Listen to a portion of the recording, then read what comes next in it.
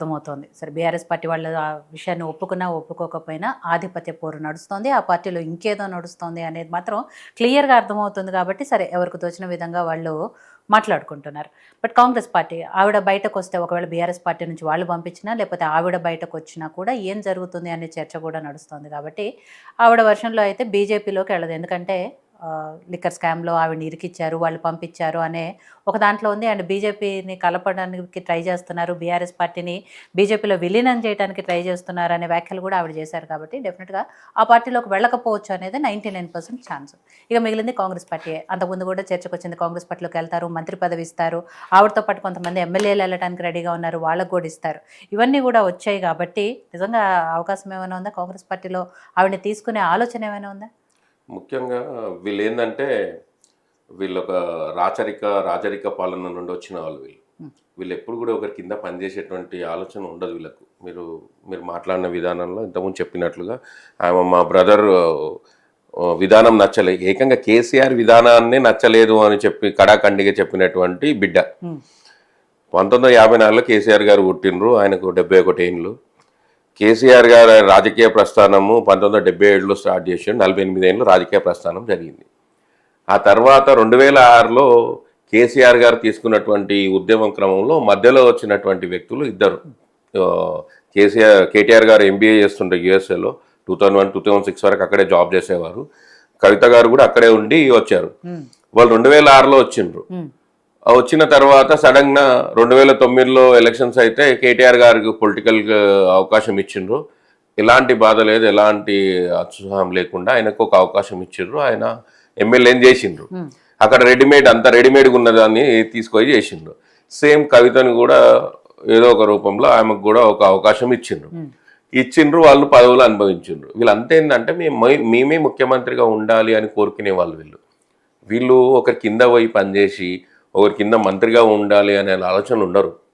వీళ్ళు ఇంకో భ్రమలో ఉన్నారు. ఏంటంటే కేసీఆరే మాకు ముఖ్యమంత్రి, ఇంకా ఎప్పటికీ ముఖ్యమంత్రి కేసీఆరే అనే భ్రమలో వీళ్ళు బతుకుతున్నారు. వీళ్ళిద్దరు ఆయన ముఖ్యమంత్రి, నెక్స్ట్ నేను ముఖ్యమంత్రి అని ఇద్దరు చెల్లెలు అన్న అనుకుంటున్నారు. అయితే ఇక్కడ తప్పు పట్టేది ఏముంది అని అంటే వీళ్ళు అట్లా ఫిక్స్ అయిపోయినరు. అంటే వీళ్ళని పెంచిన పెంపకం కావచ్చు, ఇంకోటి అని ఏదైనా ఉండొచ్చు. నేనేమంటున్నా అంటే ఒక సామెత ఉంది, వెనకకి కేసీఆర్ గారే చెప్పారు. ఒక కోటీశ్వరుల ఇంట్లో పిల్లలు ఉంటారు. వాళ్ళ పిల్లలు 11 గంటలకు లేచినా తండ్రికి గారాభంగా చెప్తాడు, మా పిల్లలు చూసినావా 11 బజే ఉంటే 2 బజే కానాకాయే అని చెప్పి చెప్పుకుంటుంటారు. అట్లా వీళ్ళు ఏం చేసినా వాళ్ళకి ముద్దుగా అనిపిస్తుంటది. కానీ వాళ్ళకు రాజకీయంగా వాళ్ళు ఏం చేస్తున్నారు, ఎట్లా పోతున్నారు, ఏం మాట్లాడుతున్నారు అనేది వాళ్ళు ఏం ఆలోచించరు. కానీ ఎండ్ ఆఫ్ ద డే వాళ్ళు ఏంటంటే ముఖ్యమంత్రి పదవి మాకు కావాలి అని అనుకుంటారు.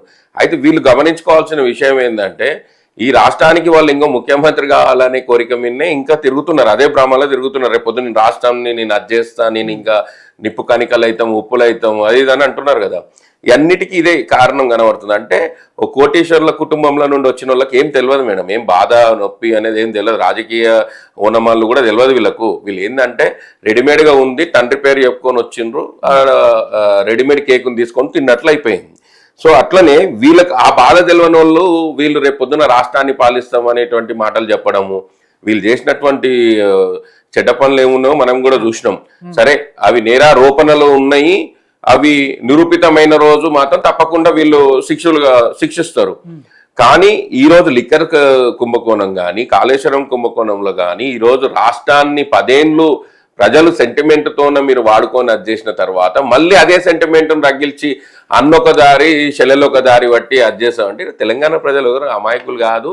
ఏదో మీరు చెప్పే మాటలకు ఏమంటారు విని ఇంకా పూర్తిగా గతంలో మీరు చెప్పినట్లుగా ఇన్ని అది చేసినామని కాదు. సరే మీకు కొట్టిండొచ్చు, ఆయన కడుపులో పుట్టిర్రు కాబట్టి మాట్లాడేనికే ఆ టెక్నిక్స్ తెలిసిండొచ్చు, ఆ విధంగా మీరు మాట్లాడుతుండొచ్చు. సిద్దిపేట జిల్లాలో ఎవరున్నా కేసీఆర్ గారు ఎట్లా మాట్లాడతారు అట్లే మాట్లాడతారు. రామ్ గోపాల్ గారు కూడా అక్కడనే అదే ప్రాంతం, నా మిత్రులు చాలా మంది ఉన్నారు, చాలా మంది సేమ్ అదే స్లాంగ్ లో అట్లే వితండవాదంతో కొట్లాడుతుంటారు, అదే చలక్కితోనో మాట్లాడుతుంటారు. ఆ ప్రాంతం వాసులు అందరూ కూడా అట్లే మాట్లాడుతుంటారు. కొత్తగా ఏం కాదు. ఏంటంటే కేసీఆర్ గారిని మనం మీడియాలో చూసినాం కాబట్టి, మీడియాలో ఆయన ఎక్కువ ఎక్స్పోజ్ అవుతుంటారు కాబట్టి ఆయన మీద ఆకర్షితులు అవుతుంటారు. దీన్ని ఏదో వీళ్ళేది గొప్ప అనుకొని ఈ రాష్ట్రంలో మేము తప్పించి ఇంకెవరు లేరు అనుకొని వీళ్ళు ప్రవర్తిస్తుంటారు చూసిండ్రా. ఆ ప్రవర్తనకు ప్రజలు రేపు పొద్దున ఎక్కడ కూడా యాక్సెప్ట్ చేయరు. వీళ్ళు పార్టీలు పెట్టుకొని నడిపించుకుంటామా అంటే కూడా పార్టీలలో వీళ్ళతో పాటు ఇమ్మడానికి కూడా ఎవరు సిద్ధంగా లేరు. సార్ చెప్పినట్లు ఇంతకుముందు నాయుడు గారు గతంలో వారితో పనిచేసిండ్రు ఉన్నారు అన్నారు. జాగృతి మొదట స్టార్ట్ చేసిన రోజు మొదట కమిటీ లేనికే తిరుపతిరావు గారు అని పెద్ద మనిషి వచ్చిన రోజు మేమే కూసబెట్టి విద్యార్థులందరినీ ఎట్లెట్లా ఏమేమి చేయాలి అని చెప్పి కూసబెట్టి విద్యార్థి కమిటీ లేపించిన వాళ్ళం మేము. ఏమంటున్నాం అనంటే వాళ్ళకి ఎంతసేపు ఉన్నా సమాజం ఎటువైనా ఏమున్నా మాకు పదవులు కావాలని ఆకాంక్షతో ఉన్న వీళ్ళు పనిచేస్తున్న వాళ్ళు, వీళ్ళ సొంత ప్రయోజనాల కోసం అని చెప్పేసి రాష్ట్రాన్ని రాష్ట్ర ప్రయోజనాలని మొత్తం కూడా నాశనం పట్టించేటువంటి ప్రక్రియ చేసేటోళ్ళు. ఇట్లాంటి వాళ్ళు ఎప్పటికైనా ప్రమాదమే. కాబట్టి ఏ పార్టీలు కూడా తీసుకోవడానికి సిద్ధం ఉండవు. ఒకవేళ తీసుకున్నా కూడా పునరాలోచన చేసుకుంటాయి.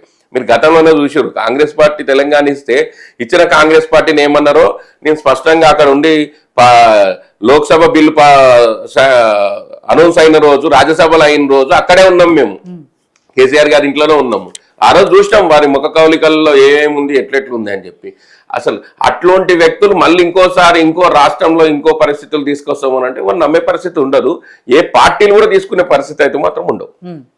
సో రామ్ గోపాల్ గారు, కవిత గారి విషయంలో ఏం జరుగుతుంది అనేది సరే పార్టీల వాళ్ళ అభిప్రాయాలు చెప్పారు అనేది, బట్ మీ విశ్లేషణ ప్రకారం కవిత గారు నిజంగా ఏం ఆలోచిస్తున్నారు, ఆవిడ ఏ వ్యూహంతో ముందుకెళ్తున్నారు, పార్టీలో ఉండి ధిక్కార స్వరం వినిపిస్తున్నారు అంటే ఆవిడకు బయటకు వచ్చే ఆలోచన ఉందా, లేకపోతే పార్టీలోనే ఉంటూ తనకంటూ సొంత గుర్తింపు ఆధిపత్యం కోసం ట్రై చేస్తున్నారా, ఏంటి ఆవిడ ఆలోచన విధానం ఏంటి? ముందుగా మీకు పెద్దల నరసింహనాయుడు గారికి, మన రవి అండ్ రామ్మూర్తి గారికి, వీక్షకులకు శుభ సాయంత్రం.